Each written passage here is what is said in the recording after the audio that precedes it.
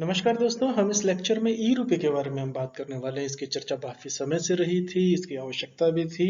ये कैसे काम करता है, ये डिजिटल करेंसी अलग है यूपीआई, ई रुपए जो है यूपीआई से ये किस तरीके से अलग है। अमेरिका में भी शिक्षा वाउचर है, इस पर भी हम थोड़ी सी बात करेंगे। बैलेंस शीट से जुड़ी होती है डिजिटल करेंसी, इसको लेकर के इसकी उपयोगिता क्या है और ये ज़्यादा प्रभावी होंगी। सरकारी योजनाएं किस तरीके से होंगी और लक्ष्य पर पहुंचने की जो नज़र है सरकारी योजनाओं की, जो डायरेक्ट बेनिफिशियरी तक जो बात ली जा रही है उस तक ये कैसे पहुंचेगा और ये काम कैसे करता है, ये तमाम बातें जो हैं। और सबसे पहले तो इम्पोर्टेंट यही है कि ई रूपी है क्या, इन सारी तमाम बातों पर हम बात करेंगे इसमें। तो अगर हम इसको बिल्कुल इसको कहते हैं बुनियादी तरीके से देखें तो सरकारी योजनाओं से इसका संबंध सीधे सीधे निकलता है। तो सरकारी योजनाओं में जो भुगतान की जो नई व्यवस्था है वो ई रूपी का लाभ जो है देश की, इसमें इंपॉर्टेंट है ये, इसमें 90 करोड़ जनता को मिलेगा, ऐसा इसका एक तरीके का कॉन्सेप्चुअल फ्रेमवर्क है, ऐसे इसकी रूपरेखा है, इसके लिए आधार है। तो प्रधानमंत्री मोदी ने वाउचर भुगतान सेवा की लॉन्चिंग पर यह कहा था कि देश में 300 सरकारी योजनाओं के तहत, मैं फिर से रिपीट करता हूं कि इस वक्त देश में 300 सरकारी योजनाओं के तहत प्रत्यक्ष या अप्रत्यक्ष रूप से 90 करोड़ लोगों को लाभ मिल रहा है। तो ये आपका एग्जाम पर्सपेक्टिव से, खास करके यूपीएससी पर्सपेक्टिव से इंपॉर्टेंट है कि इस सबक मौजूदा समय में, और ये शीर्ष नेतृत्व की तरफ से कहा जा रहा है कि 300 सरकारी योजनाएं हैं, अलग अलग सरकारी योजनाओं से क्वेश्चंस बहुत बनते हैं यूपीएससी में। और इसके बाद जो है ये करीब करीब 90 करोड़ लोगों को जो है इससे अभी लाभ मिल रहा है वर्तमान में। तो डायरेक्ट बेनिफिशियरी की जो इसमें बात की जा रही है, डीबीटी के जरिए उनके खातों में सीधे पैसे डाले जा रहे हैं, ये प्रधानमंत्री मोदी का कहना है। तो वाउचर भुगतान से इन पैसों का खर्च जो है सही जगह पर सुनिश्चित किया जा सकेगा। तो ये इसका ही आधार है कि वाउचर भुगतान इसमें क्या चीज है।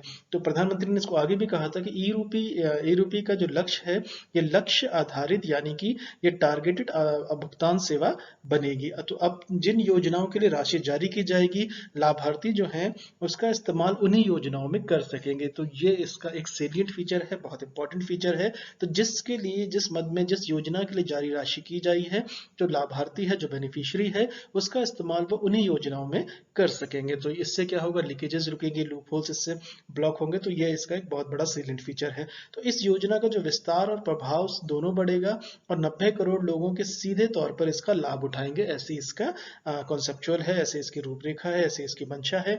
तो महामारी से जो है 17.5 लाख करोड़ रुपए जो है डायरेक्ट बेनिफिट डीबीटी के जरिए जो है लाभार्थी के खाते में जारी किए गए। मैं फिर से बताता हूँ, ये सरकार का कहना है, सरकारी आंकड़ा है, 17.5 लाख करोड़ जो है कोरोना महामारी के दौरान जो है ये सीधे डायरेक्ट डीबीटी के तहत जो है सीधे लाभार्थी के बेनिफिशियरीज के खातों में जारी किए गए हैं। अब इसमें आप सवाल कर सकते हैं कि कौन कौन सी योजनाएं। तो उन योजनाओं का प्रमुखता है, इसमें उज्ज्वला योजना है, उर्वरक सब्सिडी है, फर्टिलाइजर सब्सिडी है, पीएम किसान सहित जो 300 योजनाएं इसमें शामिल हैं। तो राशि जो है 17.5 लाख, ये इसका फैक्ट है और बहुत इंपॉर्टेंट स्टेटिस्टिक्स है इसका।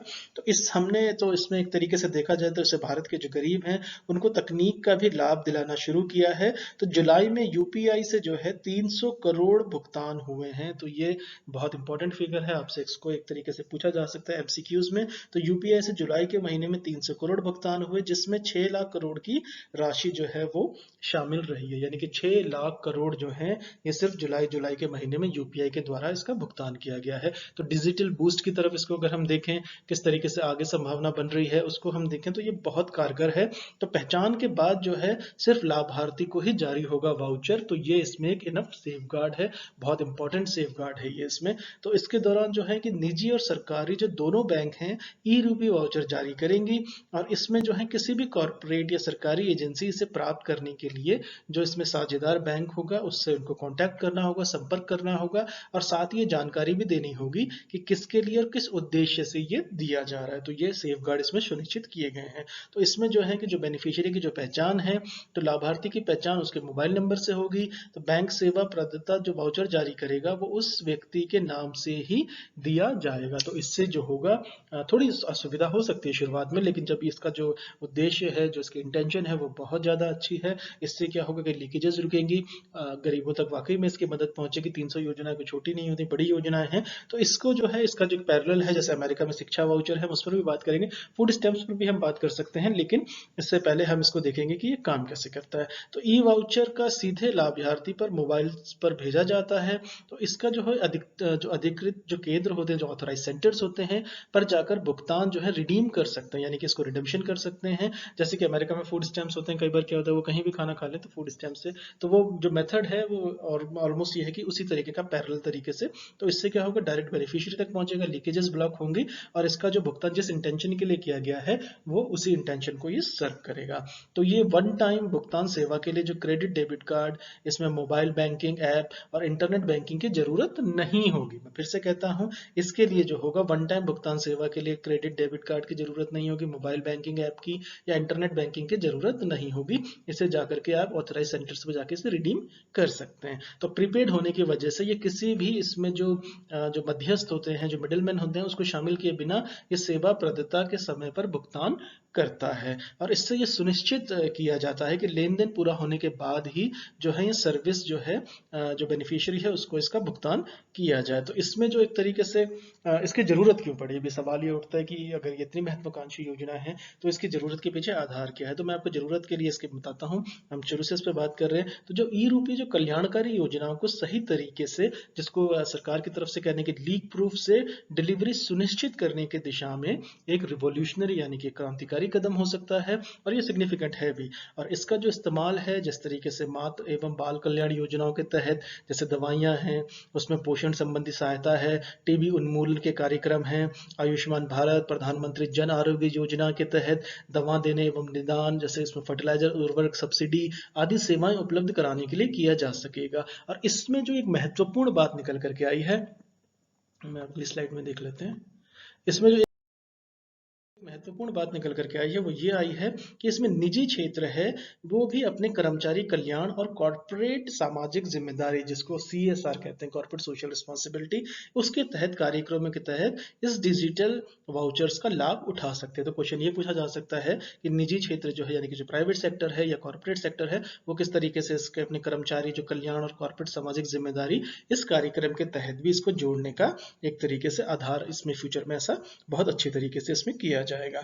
अब इसमें जो बात निकल करके आती है कि इससे जो सरकारी योजनाएं हैं वर्तमान में वो किससे ज्यादा प्रभावी किस तरीके से होंगी। तो ई रूपी सुविधा जो है ये सरकारी योजनाओं को जमीनी स्तर पर और मजबूत करेगी, यानी कि इनफ सेफगार्ड्स हैं इसके अंदर। इस योजना का प्रभाव और जो विस्तार है वो दोनों में तेजी से बढ़ सकेगा। और इसमें खास बात जो है वो ये निकल करके आती है कि जो इसमें प्राइवेट सेक्टर यानी कि जो निजी क्षेत्र है, इससे भी सामाजिक सरोकारों से जुड़ी योजनाओं में तेजी इसमें आनी ही है, इसमें तेजी आ सकती है। तो सरकार की तरफ से सोचना है तो योजनाओं का लाभ उठाना जो है ये और भी ज्यादा इससे आसान हो जाएगा। तो ये एक बहुत इंपॉर्टेंट स्टेप्स है, इसका रैशनल है और लक्ष्य तक इसकी जो पहुंच होगी। तो ई रूपी सुविधा जो है इससे योजनाओं का जो पैसा है अपने लक्ष्य तक पहुंच सकेगा। सरकार जो है अब जो डिजिटली रूप में योजनाओं का स्पॉन्सर, जो बेनिफिशियरी लाभार्थी और जो सेवा प्रदाता यानी कि जो सर्विस प्रोवाइडर है, इस कंपनी के साथ सीधे तौर पर जुड़ सकेंगे। इससे जो कि ट्रांसपेरेंसी बढ़ेगी यानी कि पारदर्शिता बढ़ने के साथ ही जो है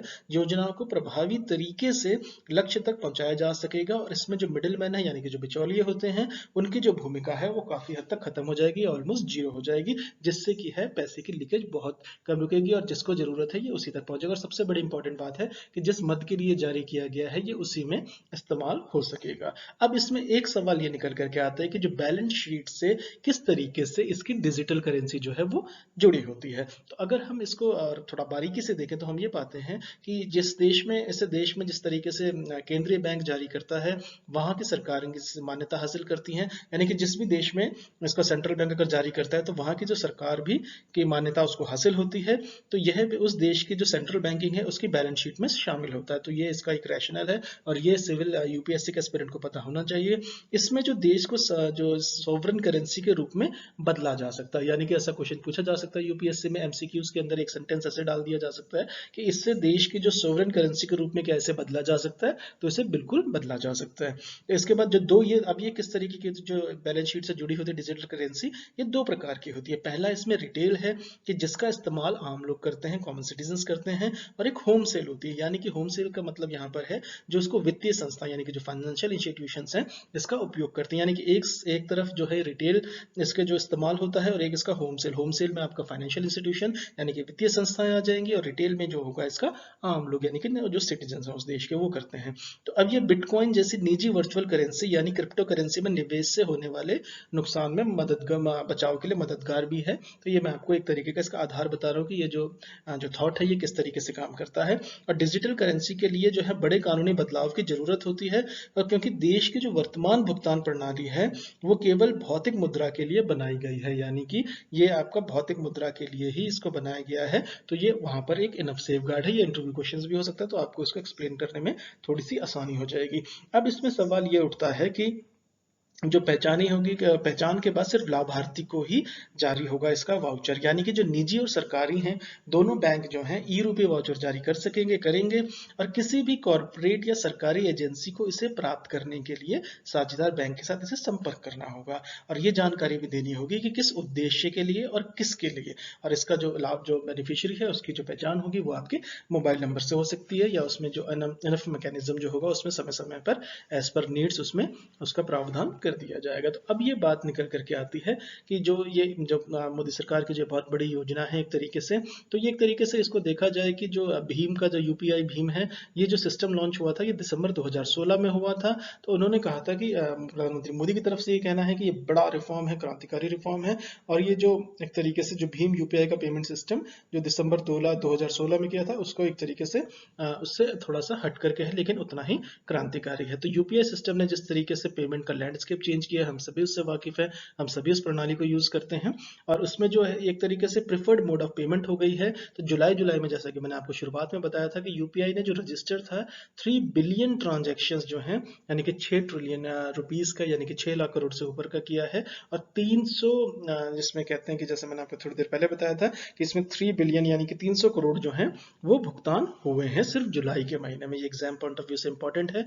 तो इसमें जो होगा आपका, इसमें ये देखना पड़ेगा कि ये जो एक तरीके से किस तरीके से डीबीटी अकाउंट में ये डायरेक्टली बेनिफिशियरी के अकाउंट होगा, और थ्रू ई रुपी की बात की जा रही है, इक्विवेलेंट वाउचर होगा, ये डायरेक्टली सेंड कर दिया जाएगा, डायरेक्टली भेज दिया जाएगा बेनिफिशियरी के मोबाइल नंबर में। और वो किस तरीके से होगा, एक तरीके का एसएमएस स्ट्रिंग होगा जिस तरीके का वो पूरा या क्यूआर कोड की तरह आएगा, या एक उसमें एसएमएस का एक स्ट्रिंग आ जाएगा जिसको क्लिक करने पर वहां पहुंच सकते हैं, या ये क्यूआर कोड की शक्ल में आएगा। तो बेनिफिशियरी जो है उनको सिर्फ इतना करना होगा कि वो अपना एसएमएस या क्यूआर कोड जो है वो एक जो ऑथराइज सेंटर्स हैं या स्पेसिफिक सेंटर्स हैं उनमें जाकर के इसको दिखाएं और इसको रिडीम कर लिया जाए। तो एक बार कोड जो होगा वो डिलीवर हो जाएगा उसी मोबाइल नंबर के अंदर। तो इसका जो है कि स्पेसिफिक टारगेट है इसका, और ये बहुत महत्वपूर्ण है। तो इसको अगर हम रिकैप करें कि और ये जो है कि ये कहाँ कहाँ यूज होगा सरकारी योजनाओं में जिस तरह की 300 चल रही हैं, और क्या ये एक इंपॉर्टेंट सवाल ये निकल करके आता है। और इसको एक चीज और मैं आपको बताता चलूँ यहाँ पर, इसमें जो महत्वपूर्ण बात निकल करके आती है वो ये आती है कि जो डिजिटल वाउचर है इसको जो है डेवलप किया गया है बाय नेशनल पेमेंट्स एनपीसीआई, यानी कि national payments corporation of India की तरफ से, यानी कि एनपीसीआई ने इसे डेवलप किया है। तो ये क्वेश्चन आपसे इसमें बिल्कुल पूछा जा सकता है कि इसको किसने डेवलप किया है, तो national payment corporation of India यानी कि एनपीसीआई ने इसको डेवलप किया है। और ये डायरेक्टली जो है मोबाइल फोन को एसएमएस स्ट्रिंग या क्यूआर कोड की तरह, और ये जो है जिसमें रिजीम कर सकते हैं यूपीआई की तरह, इस सब को जैसे ई प्रीपेड वाउचर्स की शक्ल में इसको लिया जा सकता है। तो अब ये सवाल आता है क्या ये अल्टरनेटिव होगा यूपीआई का, और ये क्वेश्चन पूछा भी जा सकता है। तो ये अल्टरनेटिव नहीं होने जा रहा है, यूपीआई का अलग मकसद के लिए है। और जो इसमें जो ये एक तरीके से लेकिन ये एक तरीके से जिस तरीके लाइन जो थॉट है जो थिंकिंग है ये उसी के पैरेलल में है, और इसमें एनपीसीआई का इंफ्रास्ट्रक्चर ही यूज होने वाला है। और इसके साथ साथ जो होगा ई रूपी जो होगी ये डायरेक्ट जिसको बेनिफिट ट्रांसफर यानी कि डीबीटी स्कीम्स के तहत एक टारगेटेड मैनर में यूज होगा, जिससे कि मिसयूज ना हो, लीकेज ना हो फंड्स की। और ये एक तरीके का स्टैंड ऑन पेमेंट सिस्टम नहीं है, और ये एक तरीके का इसको कह सकते हैं, अगर इसको हम थोड़ा हल्कापन में ले लें तो उसको हम कह सकते हैं कि ये एक तरीके का स्पेसिफिक पर्पस के लिए, एक उद्देश्य के लिए, एक योजना के उद्देश्य के लिए एक तरीके का यूपीआई है, लेकिन ये यूपीआई से बिल्कुल अलग है। तो इसका जो आपको निकल करके आता है तो ये डिजिटल बूस्ट, तो ये डिजिटल इंडिया की तरफ ये महत्वपूर्ण कदम है, और इसका फायदा यकीनी जो है लाभार्थी हैं, जो गरीबी है उनको इसका फायदा बिल्कुल पहुंचेगा। चलिए आपसे नेक्स्ट लेक्चर में मिलते हैं। Thank you so much for listening. नमस्कार दोस्तों।